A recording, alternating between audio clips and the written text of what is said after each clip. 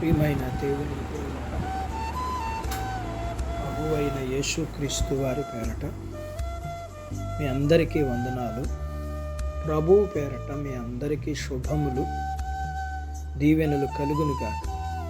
ఈ ఉదయకాలం పరిశుద్ధ గ్రంథం నుండి దేవుని వాక్యాన్ని చదువుకుందాము. మీకా గ్రంథము 7వ అధ్యాయం 8వ వచనాన్ని చదువుకుందాం. నా శత్రువా, నా మీద అతిశయింపవద్దు. నేను క్రింద పడినను తిరిగి లేతును. నేను అంధకారమందు కూర్చున్నను, యెహోవా నాకు వెలుగుగా ఉండును. దేవుడు తన మాటలు మనందరి కొరకు దీవించునుగాక. ఆమేన్. ప్రియమైన దేవుని పిల్లలారా,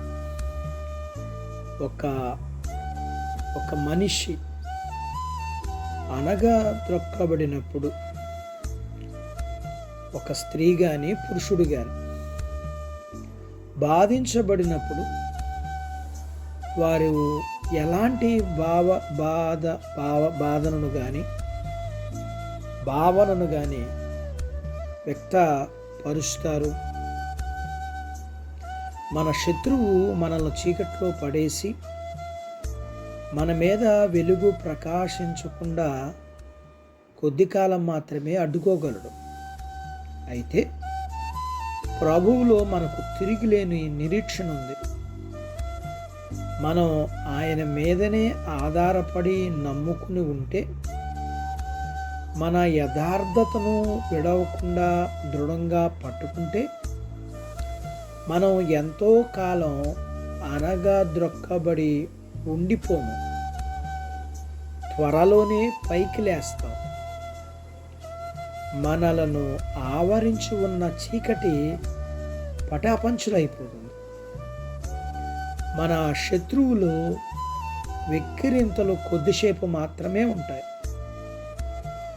ప్రభువు త్వరలోనే వారి అపహాస్యాలను ఏడుపుగా మార్చివేస్తాడు. మన నిట్టూర్పులను ఆనందగానాలు చేస్తాడు. మనకంటే గొప్పవారి మీద కూడా శత్రువు అతిశయించాడు. మన మీద కొద్దిసేపు అతిశయిస్తే మనకేంటి? మనం ధైర్యం తెచ్చుకుందాం. కారణం, త్వరలోనే శత్రువును మనం జయించబోతున్నాం. మనం ఎక్కడ పడిపోతే అక్కడే తిరిగి లేగిస్తాం. ఎందుకంటే మన దేవుడు పడిపోలేదు కదా. ఆయన మనల్ని తిరిగి లేవనెత్తేవాడు. కొద్దిసేపు మనం చీకట్లో కూర్చున్నప్పటికీ అందులోనే మనం ఉండిపోం. ఎందుకంటే మన దేవుడే వెలుగయ్యుండి త్వరలోనే మన చుట్టూ వెలుగును ప్రకాశింపజేసి పగటి వెలుగులో మనల్ని నిలబెడతాడు. మనం ధైర్యం కోల్పోవద్దు, అనుమానించవద్దు. చక్రానికి ఉన్న ఊసలలో ఇప్పుడేది క్రింద ఉన్నదో అది తప్పక పైకొస్తుంది. ఇప్పుడు మనల్ని చూచి నవ్వుకుంటున్న వారికి గొప్ప శ్రమ కలుగుతుంది. వారి అతిశయమంతా శాశ్వతమైన అగౌరవంగా మార్చబడినప్పుడు వాళ్ళంతా ఏడ్చి గుండెలు బాదుకుంటారు. కానీ పరిశుద్ధులుగా ఉండి దుఃఖపడేవారు ధన్యులు.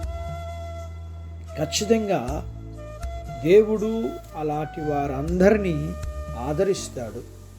అట్టి భాగ్యత దేవుడు మనకు దయచేయునుగాక. ఆమేన్. ప్రార్థించుకుందాం.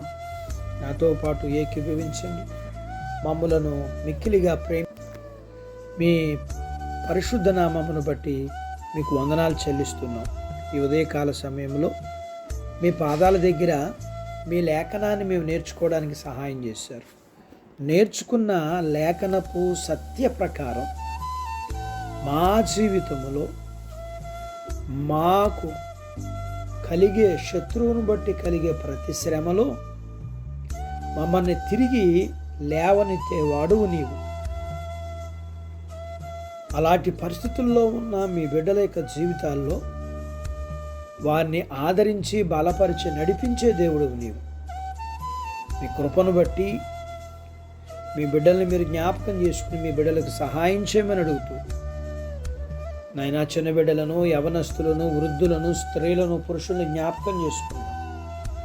వారి చదువులు, ఆరోగ్యాలు, ఉద్యోగ ప్రయత్నాల్లో విజయాలు ఇమ్మని, ఉద్యోగాలలో ప్రమోషన్స్ ఇమ్మని, చేతి పనులు, వ్యాపారాలు, పొలాలు, పశువులను దీవించమని, వివాహాలు కాని వారికి అవటానికి, గర్భఫలములు లేకున్న వారికి ఇమ్మని, గర్భం కలిగిన వారికి సుఖమైన ప్రసూతి ఇమ్మని, ప్రసూతైన తల్లి పిల్లలకు ఆరోగ్యాలు ఇమ్మని, మీ పిల్లల అవసరాలు, సమస్యలు, బలహీనతలు, రుణాల నుంచి విడిపించి మీ పిల్లలను మీరు దీవించమని యేసు ప్రభు వారి పేరట స్తుతించి ప్రార్థించి అడిగినవన్నీ పొందుకొని ఉన్నాము తండ్రి. ఆమెన్. దేవుడు మిమ్మును దీవించునుగాక. ఆమెన్.